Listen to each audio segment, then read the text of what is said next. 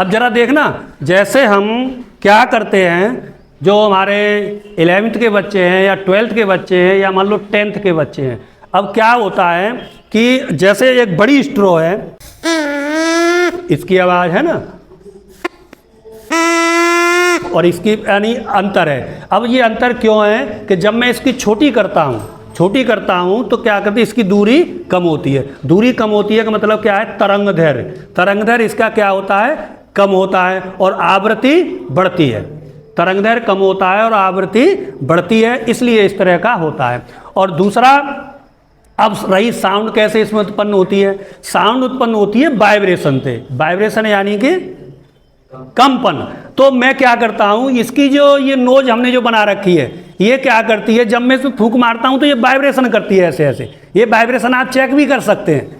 ये वाइब्रेशन, इसके जो मुंह है ना, तो इसमें जैसे मैं फूंक मारूंगा तो ये वाइब्रेट करेगा। तो जब कोई चीज़ वाइब्रेट होती है, वाइब्रेशन होते हैं, तो उसमें क्या उत्पन्न हो जाती है, ध्वनि उत्पन्न हो जाती है। तो आप समझ गए, जैसे मेरी आवाज़ आपके कान में जा रही है तो मेरे मन में कोई थॉट आया और उस थॉट के अनुसार मैंने वाइब्रेशन किए, और वो वाइब्रेशन क्या करते, कंपन करते करते करते करते कहाँ चले गए, आपके कान में आ गए।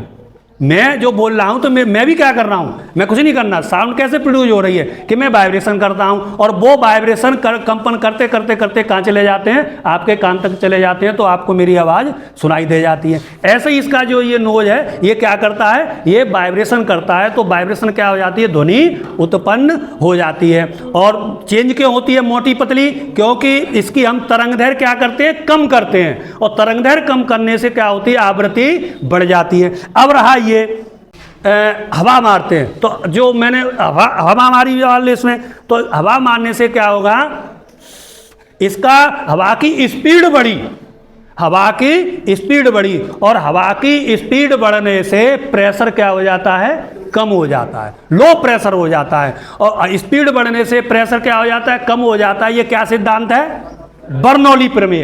तो ये हमारी बर्नौली की प्रमेय है कि जब आप बर्नौली प्रमेय अगर पेपर में लिखनी हो तो आप ऐसे लिख सकते हैं कि जब कहीं स्पीड बढ़ती है तो उसका प्रेशर क्या हो जाता है, घट जाता है। जैसे आपने देखो आंधी आती है तो छत की टीनें क्या हो जाती हैं, उड़ जाती हैं। क्यों? उसकी स्पीड, ऊपर की स्पीड ज़्यादा है और नीचे की स्पीड क्या है, कम है। कम होने से क्या होगा, नीचे का प्रेशर बढ़ेगा, इसलिए क्या हो जाती है, जब आंधी आती है तो छत की टीनें क्या हो जाती हैं, उड़ जाती हैं। तो ये हमारा क्या है, बर्नौली प्रिंसिपल है। ठीक है।